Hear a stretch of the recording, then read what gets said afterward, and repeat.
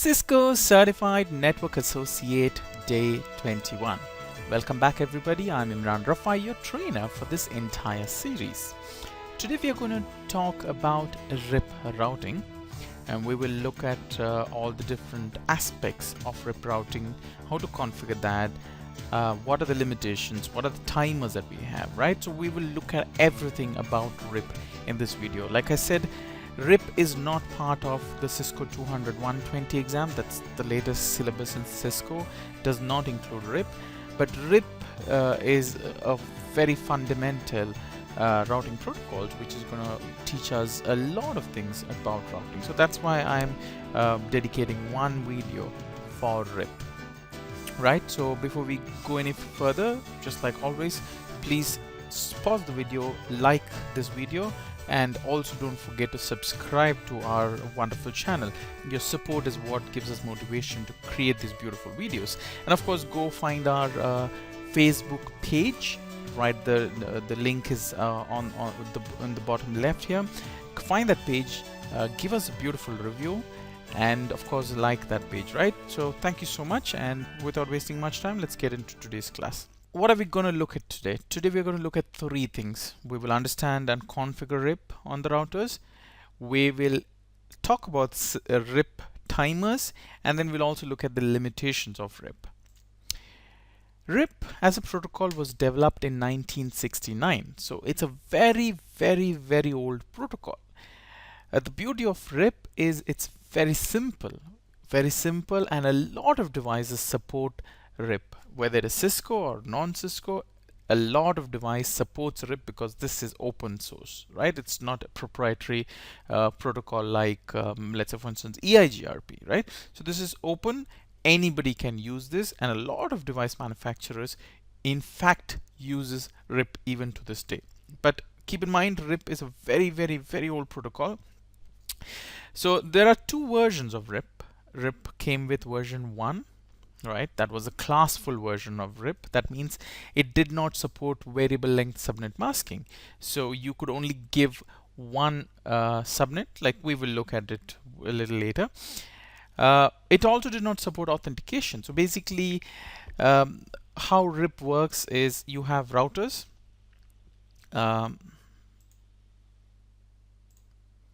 Right, so there is a router here, there is a router here, and these two routers, how routing protocols, as a general rule, how routing protocols work is this router tells the neighbor what it knows, right? So let's say if this is connected to the 10 dot network, and this is the 20 dot network, and this guy is connected to the 30 dot network.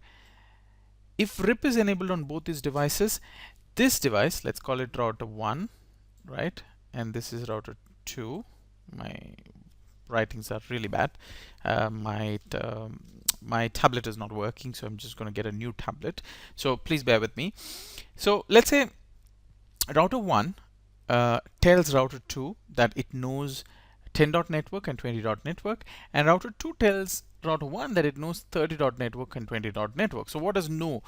What I mean when I say knows is this router 1 is connected to router network 10 and network 20, and in the routing protocol I tell it to add those two networks to the routing protocol, right? We will see how it is done. So basically it tells about these two networks to its neighbor, and the neighbor tells to each other, right?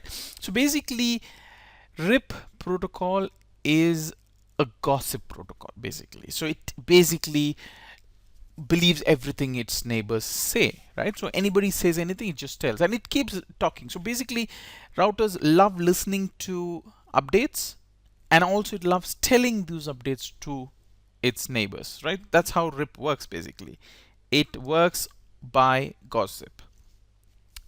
So RIP 1 did not support authentication. That means anybody, so I could get a new router, plug it to the network, and I could start advertising. So basically if this was your office network, your production network, and if I wanted to bring it down, I could just get one rogue router, plug it in, and that will start believing the route updates that is given by my rogue router. There is no mechanism to prevent that. That was in version 1. There was no authentication. But today, if you want to use routing protocol RIP, that is RIP routing protocol, you could set up an authentication. So only if the authentication matches, these will start accepting the updates given by each other, right? Another thing is RIP 1 uses broadcast. So whenever there was update, that update was sent on a broadcast ID. That means everybody in that network received that update. So even if there is a computer here, right, and you know computers are not going to take part in the routing updates. Routing updates are for the routers, right? This router would send that everywhere on the broadcast ID. Right? So that means everybody was listening to those broadcasts, even those devices that did not have to listen to it. In version 2, that was taken care of, and there was a multicast ID, and the multicast IP is where all the updates are sent. So only devices that is tuned to listen to that multicast IPs, those are the ones that was getting those updates. Right? And it also adds authentication, like I said. So you could actually set up an authentication, and only if those authentication passwords match, they will receive or accept updates from the neighbor. Also, it supported classless version. That means you could have an IP address 10.1.1.1 and it is a /24, right? And it can start giving updates, and when it sends that update, it also includes the subnet value, right? So it tells what is the CIDR value, right? So that is what happened in version 2. Version 2, the updates are sent with the CIDR value so that the receiving device knows what is the CIDR value this particular network update or route was with. But whereas in version 1, when this device sends the route information for 10.1.1.0, it just sends that 10.1.1.0 like 10.0.0.0, like a class full version. So it's sent with that full class information without absolutely no information with the CIDR value. So the receiving device had no information to know that this was the subnet of the class A IP address, right? So this is what RIP routing protocol is in very, very basic terms. Now, how do you configure RIP? Now, this is how all the routing protocols are configured. You go to the global config mode, put the word router, right? And then you could put what routing protocol we're going to use. So you can put OSPF, EIGRP, or RIP. And in this case, because this video is about RIP, we're going to put RIP, router RIP. Then if you see here, the prompt changes to router. That means now you've gone into the router subcommand, right? Which is RIP in this case. So now we are in RIP router configuration.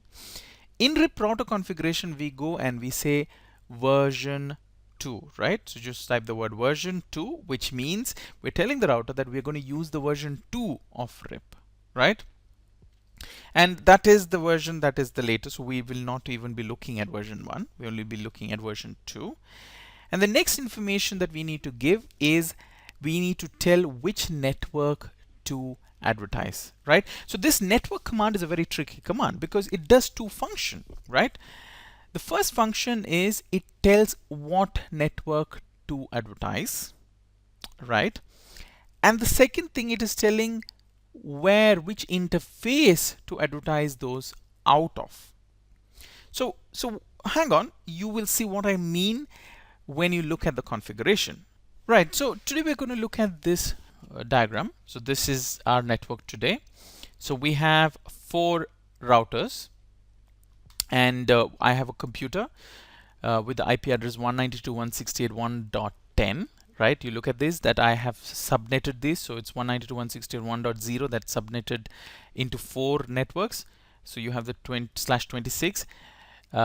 In fact, I'm only using the 3 subnets. So when I do /26, you know it is broken into 4 subnets, but I'm going to use only 3 here. So I'm using the 1.0, 1.64, and 1.128. There is another block, which is 192.168.1.192.0/26, right? That block I have not used it because I did not have, I mean, there was no requirement, so I only used 3. And there is a reason why I'm using 3 here, because I want to show you something. So 192.168 1.0, 1.64, 1.128 blocks I'm using.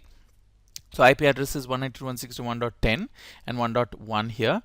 This is 192.168 1.65 and 66, right? So if you look at it, I spoke about a convention last time. I can't follow that convention here. I can't give this IP address .1 because .1 is not part of this IP address. So what I've done is the first 2 IP address of those networks I've given. So you can see 65 is here, 66 is here, 129 is here, 130 is here. So that's the first valid IP. This is the second valid IP. And in this case, I have used a different network. So you had this 192.168.1.0s here, and then I am now using a different 10.1.1.0/16, right? .1.2. So basically, this is a network that I have configured or I've designed. Now I need to configure this IP address. So basically, I'm going to put these IP address on the devices, right? So let's do that first. Go into the router. So I'll say no. Right, and I say enter configure terminal. Let's do the hostname router 1, interface f0/0, IP address 192.168.1.1, 255.255.255. Because it is /26, it is 192. I'd say no shut. This has come up. Now I'm going to say interface f0/1. That's the next interface. I'm going to quickly run through because this is just IP address configuration. So IP address, and what is the IP address we're going to do here? 192.168 1.65.255.255.255 192. No shut. Right. I'm going to come here. I'm going to go into CLI, and I will say no. Okay, enter configure terminal, host name R2, that's the router 2 there, interface f0/0, IP address 192.168.1.66 255.255.192. No shut.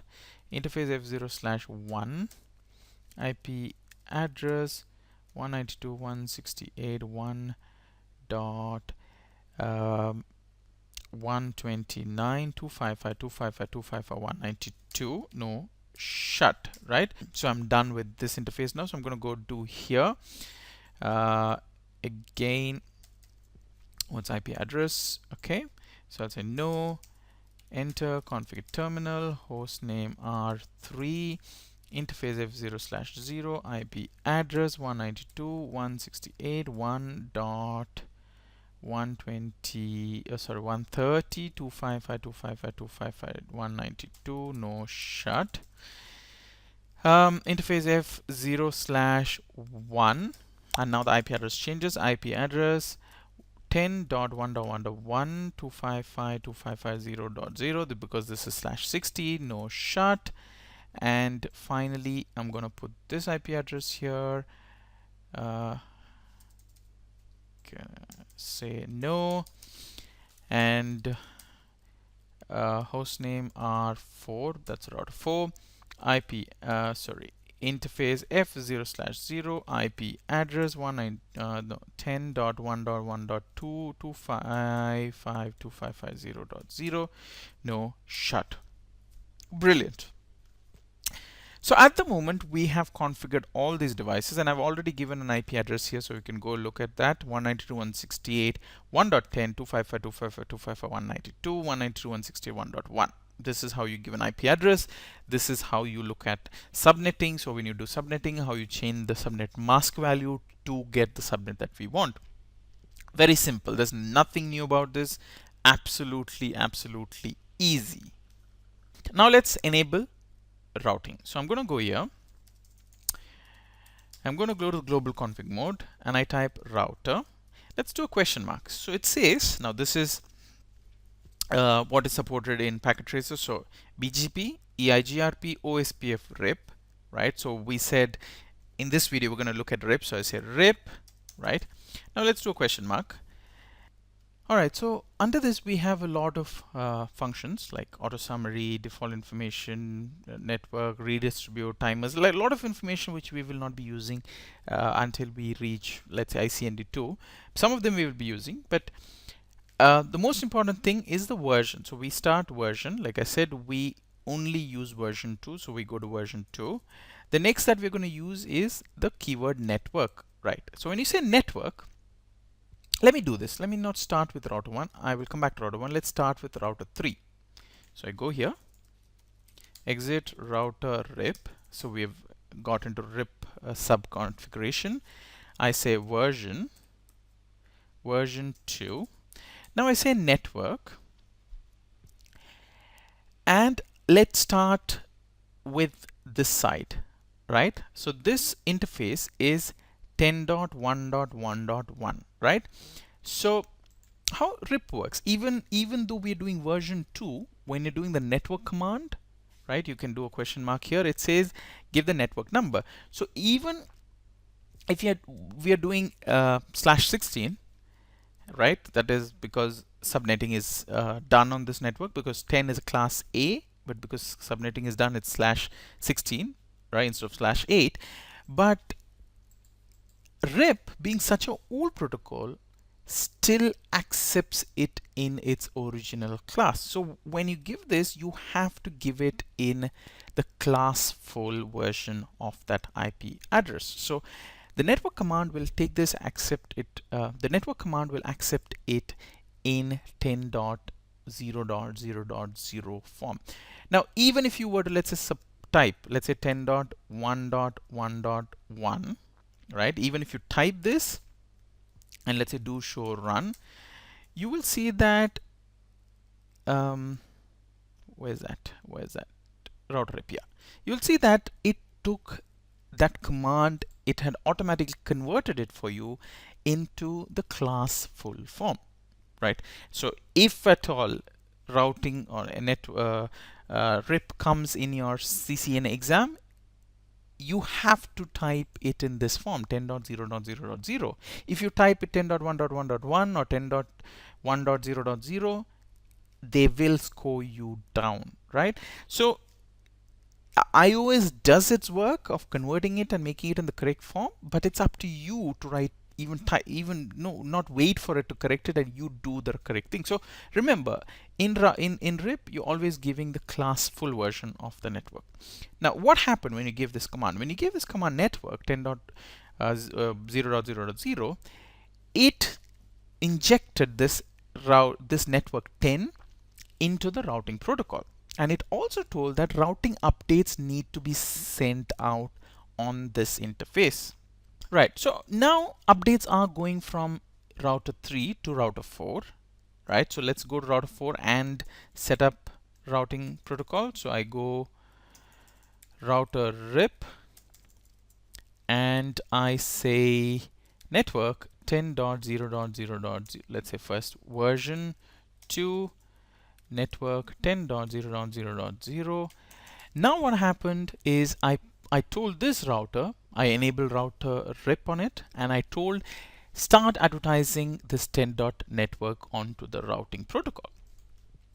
Now these two routers would have exchanged information, but it wouldn't have done anything. So when I say show IP route, you can see that it says it is connected to the 10.1.0.0 network directly. Router 3 is advertising which network? It's advertising the same network. So this device, router 4, says he receives those updates and says, okay mate, thank you so much, you're giving me those updates, but I think I already know about it because I'm connected to that interface, right? So let's do this. Let's go here and introduce the other network. So when you say network 192.168.1.0, I'm doing the class full, class C, so I'm going to give the 1.0 network. And when I type this, it has now started advertising 192.168.128 into this this side. So it's added into the routing protocol, and it started advertising that in this onto router 4, and also the 10 dot it has started advertising into router 3. Well, not exactly. What happens is basically, like I said, RIP works on gossip, right? So basically it tells the entire routing table. So let's look at this routing table. So show IP route. Now this is the routing table. It has, again, like, it has not learned anything new because we just enabled a RIP on both interfaces basically, right? And it has not learned anything. So basically the routing updates that this router 3 sends out will contain this entire thing, everything that it knows in its routing table. At the moment it only knows 2, so it is going to send both that to both the device. So it's going to send to router 4 and to router 3, or rather router 2. Now let's enable routing protocol in this as well. So I'm going to go here, configure terminal, router RIP version 2 network. Right, now it gets interesting. Now this router, when I say 192.168.1.0, I'm saying 1.0, but this is also 1.0, this is also 1.0, right? That's interesting. So when I just hit once, this technically enabled routing for both interface, because 1.0 is for both, right? So beautifully, just by one command, this router enabled routing in all its interfaces. And similarly here, I'm going to go here and we did version 2, so I'm going to say 192.168.1.0.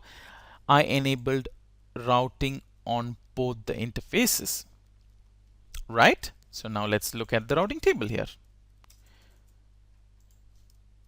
Show IP route, right? Now you see that it has learned 192.168.1.28. So this router knows 1.0 and 1.64. It didn't know anything about 1.128, but it learned 1.128 using RIP. Similarly, it also learned about the 10 network that is here, right? It learned about the 10 dot network through router through RIP protocol, again R, right? One thing I want you to look at is this information. This is the administrative distance, right? So administrative distance is the trustworthiness of a routing protocol. So when you look at a routing table, you will have an administrative distance, right? So RIP has an admin distance of 120, right? In routing, in admin distance, the lower the better, right? The static that we did, static route has a distance of 1. So in the routing table, if there was another route here, let's say static, and it says 10.0.0.0 using static route, that means it will be 1, and it has to go through a different route. The routing table, this device will always send the traffic out on that whatever the route has a lesser admin value. So in this case, if there was a static route for the same network, the static route would be taken into account, right? So that's what admin distance is. The second value here is the metric, right? In RIP, the metric is hop count. So it's telling the 10.0.0/8 network can be reached in 2 hops, right? So it is from here, it's telling 1 hop, 2 hop, and you are in the 10 dot network, right? So it's telling in 2 hops you can reach 192.168. You can reach the 10 dot network via 192.168.1.66, which is this, via 1.166 you can reach, which is on the fast Ethernet 0/1 interface, right? It also says it can reach 192.168.1.28 using, it has an admin distance of 120. In 1 hop you can reach that via this. So that means you come here and you are in this network, right? So that's what it says. Now, so this is routing. So basically now this device, if you want to ping, so if you say ping 192, or rather 10.1.1.2, which is this interface, right? it is replying back. It lost the first one for it lost the first one because of ARP, so it was just doing the ARP and it lost the first one. But basically it started getting reply from everything of the next 3 packets, and it's working. So basically end-to-end communication is happening now using the routing protocol RIP. That is the basic requirement. So just to summarize, to enable router RIP, you just say router RIP and then say version 2 for the version 2 of RIP, and then you give network command and give the network IP address or the network ID in the class full form. Right, so now when you come here and you say show IP route on route 4, you will see 10 dot is directly connected, and 192.168.1.0/24 is directly, it is available through 10.1.1, and it is an update it received through routing protocol RIP, right? There is a problem here. If you see, it says 192.168.1.0/24, right? We'll come back to it. It is an auto summarization problem. I will tell you what that is. Right, so next let's look at the timers. So RIP has 4 basic timers. The first timer is the update timer. Update timer is a timer that that's the interval it takes for updates to go out. So every 30 seconds RIP sends out update to all the interface participating in RIP routing. That means it takes its entire routing table and it sends out in all the interface that is working with RIP, right? So let's say this is router 1 and this is router 2, right? And this has a network here and this has a network here. This is, let's say, N1, network 1. This is N2, that's network 2, and this is N3, that's network 3, and this is router 1 and this is router 2. Now router 1 tells router 2 that I know network 1 and network 2, so it sends the update. And router 2 tells router 1 that I know network 3 and network 2. Fine. So every 30 seconds these both will start exchanging its routing tables. Now let's say for some reason this link breaks. So network 1 is now router 1 does not know anything about network 1. So the next time when router 1 tells router 2, it only updates about network 2, right? So router 2 says, okay, this network 1, now I'm going to put it in invalid timer because I did not get any updates about network 2, right? So it goes to invalid timer. So an invalid timer starts. So for 180 seconds, the invalid timer starts. In that period, if it gets an update about network 1 from either router 1 or router 3, anybody, another router from somewhere else, if it gets an update for that network 1, it resets that invalid timer and it starts counting the update timer again, right? You with me? So if it doesn't get any update for N1 in 180 seconds, it's going to put that network into a hold down state and a hold down timer starts running, right? But at the same time, there's another timer. From the time that invalid time clicks on, that means from the time a new update hasn't come after the 30-second interval time update has gone, a flush timer starts. When the flush timer reaches 240 seconds, automatically that network 1 is removed from network 2's routing table, right? So this is what the timers are. So we have the update timer every 30 seconds, then we have the invalid timer which runs every 180 seconds. That is the timer it is going to wait until a new update comes for that router. If it doesn't come, it's going to put that network into a hold down state, and a hold down timer of 180 seconds starts. But with this invalid timer, another timer called the flash timer, you can see it here, invalid and flash starts together. So when the flash timer, it's invalid and flush starts together, and flash it seems. Anyway, so invalid and flush timer starts together, and in 240 seconds, when flush timer reaches 240 seconds, that network, whichever network that flush timer was in, it deletes that network from the routing table and the updates are sent back. That's what the timer is. Now let's look at the limitations of RIP.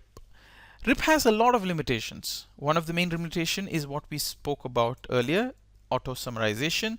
So if I go back to a network, and here it tells RIP has told, that means this device, router 3, has told router 4 that the entire 192.168.1.0/24, when you say /24, if you watched our earlier video, 192.168.1.0/24, that means the entire network of 1.0, that is 256 IP addresses, including the broadcast and the network ID, is available, right? So basically, you're telling this routing, if there is a traffic that is coming to 192.168.1.225, 226, or 227, whatever, this device is immediately going to forward that traffic to 10.1.1.1, right? So 10.1.1, let's look at it here. Show IP route. If a traffic from 192.168.1.255, or sorry, 225, right, some IP address that is not in this, right? So it only knows about 192.168.1.0, 1.64, 1.128, all /26, right? It doesn't know anything about 192.161.192/26. That means every IP address from 192 onwards, 192 till 255, that those IP addresses he doesn't know. But for some reason, router 4 is thinking that it knows everything, right? So, and it is forwarding traffic. Now this is absolutely wrong. This is a classic case where traffic will start, your router will start dropping traffic because they're lying to each other, right? So this device can't, router 3 can't tell router 4 that it knows everything. That's happening because of a problem called auto summarization. Auto summarization, especially it happens when traffic, right? So this is when traffic is crossing over to a different large network, right? So basically from 192 1.0, that whole class C, it's going into something else. It's going to a 10. So at that border, this router says, you know what, I'm crossing over to a different network, right? A different large network, right? This was a 192.168.1 dot thing, so he was thinking it's all similar. Now I'm going to something else. I'm going to 10 dot something, so I'm going to auto summarize it. So it's going to automatically summarize it into 192.168.1.0. Remember earlier we spoke about summarization, right? Supernetting summarization in one of our videos earlier. So this is what's happening. The reason they do that is it becomes easy. Like in this case, this one command, one routing table entry, one entry is better than having 4 entries, or rather in this case 3 entries, right? So in this case it's small, so it's okay.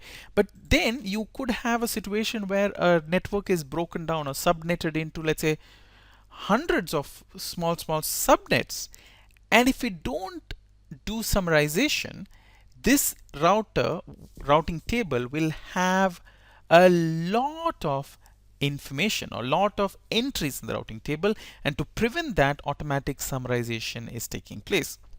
But automatic summarization is in a way creating more trouble to us because it is telling information that is not true, right?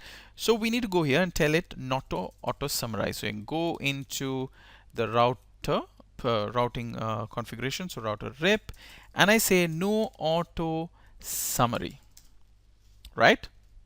So I'm going to wait for that update to go to this device, and I say show IP route, right?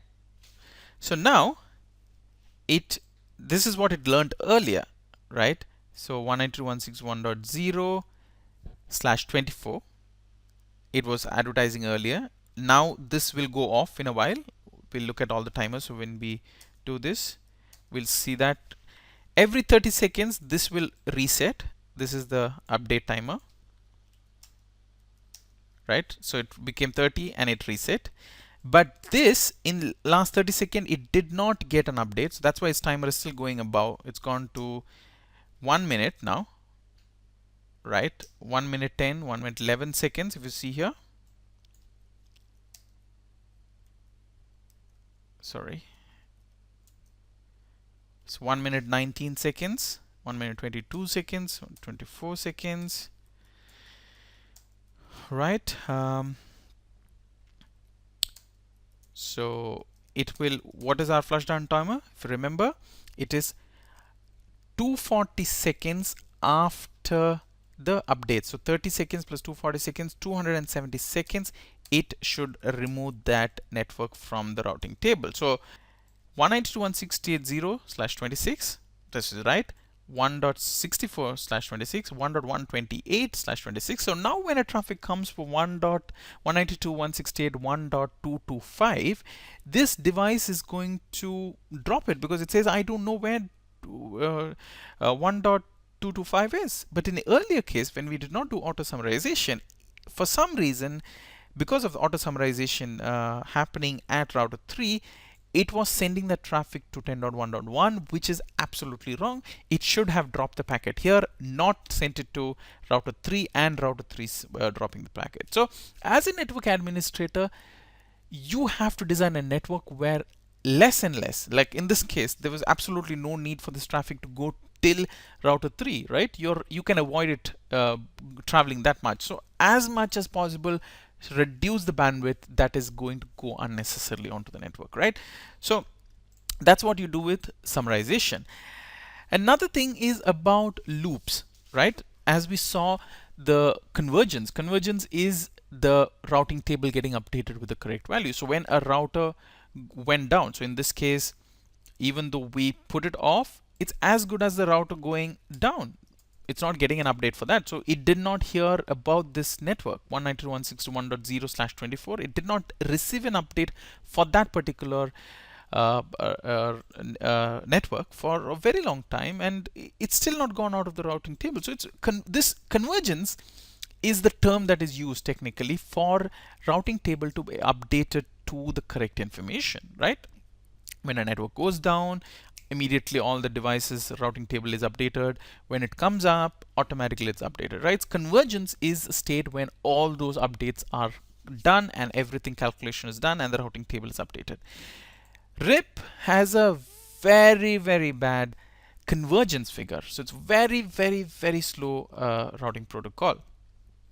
So because of this slowness, what happens is you have a situation where a routing loop happens, or basically a problem which is known as counting to infinity problem. That is, let's say this is 1, this is 2, right? And this is network 1, like we discussed earlier. This is network 2 and this is network 3. Okay, now for some reason this goes down. Now already network router 2 knows that network 1 can be reachable in one hop through router 1, but now network 1 has gone down, and router 1 has already put that in a hold down state. It is an invalid timer state, right? It's an invalid timer state before it goes to hold down timer, and it started that timer process that we discussed earlier. Now when that happens, let's say router 2 just went through its update timer and it has to now update. So it updates. So in its routing table, it has a figure which says network 1 is reachable in one hop. So what it does, because what RIP routing protocol does is basically gossip, right? So it sends that update to this device before router 1 could tell router 2, hold on, I'm not giving you an update, right? So before that update happened from here, before that 30 seconds timer expired on router 1, and before router 1 could send that update to router 2 without network 1, router 2 already, let's say, assume, sends that update back to router 1. So now router 1 looks at it, says, okay, I had router 1 directly connected to me earlier, but for some reason that has gone off. But router 2 is telling me that network 1 is available through it, with hop count of 1. So what I'm going to do is I'm going to add one hop. So now I'm going to update my routing table that network 1 is available through router 2 with a hop count of 2, right? Now that update goes back to router 2. Now router 2 looks at it and says, okay, earlier I got an update from router 1 saying that network 1 is available with a hop count of 1. And now it is telling me that network 1 is available with a hop count of 3. Maybe something changed, so I'm going to update my routing table. So router 2 is going to go update its routing table because it received an update saying with 3 hops. Router 2 is going to say, okay, I'm going to add one more. So now network 1 is available at 4 hops. You see the problem? They're going to tell each other by adding one hop count, right? So finally it reaches a stage where it goes to a big number, right? So this is basically a problem because of the slow convergence of RIP. Now what happens in RIP, because the maximum hop count RIP supports is 16, any hop count more than 16, immediately those devices realize that, okay, fine, there's some problem, I'm gonna delete those routes. So both of them will start deleting the route when the network hop count goes above 16, right? So that is the looping problem that RIP has. And then there is an inherent problem with distance vector, because distance vector, like we discussed earlier, it looks only with the distance. It doesn't look at the link state. So that's why distance vector is not such a great routing protocol. So the metric used is distance vector, like we discussed earlier. And in 1969, when this distance vector protocol RIP was developed, I think those days computer networks were so slow, I think it made more sense, or rather the routers also did not have that much processing power. So maybe the designers did not want to complicate the stuff and slow down the whole process. So they chose a very easy and very trivial, very basic metric, which was hop count. But in today's world, that's not ideal. So distance vector has an inherent problem, and that's why we will look at a much advanced routing protocol called OSPF, and that is the industry de facto industry standard today, and a lot of companies use OSPF. So we will be looking at OSPF in a much in-depth form in our future videos. But like I said, we wanted to give you some introduction to RIP, and that is this video. So we will not be coming back to RIP again. This, I think, has a lot of information that you need from a RIP's perspective, right? So what we will be looking at henceforth would only be OSPF and EIGRP, right? So that has all the information that you need for today, and I hope it was very informative. Once again, thank you so much for watching. Please subscribe to us, give us a review on Facebook, like our page on Facebook, like this video, make sure this video gets about 1,000 likes, you don't know, and share these videos. Just click that share button. It's very easy. You're not going to cost you any money, but it's going to give us more viewers, and it is going to make it start motivating our team to put more resources and time and create those videos, right? So thank you so much for all those people who have liked us and subscribed to us, and all those people who are writing into us with a lot of things. We're trying our best to give you a reply to all of you, but we understand that not everybody can be replied to, but very soon we will start replying to your questions as well. So thank you so much, and hope to see you in the next class, next video very soon. Thank you. Bye bye.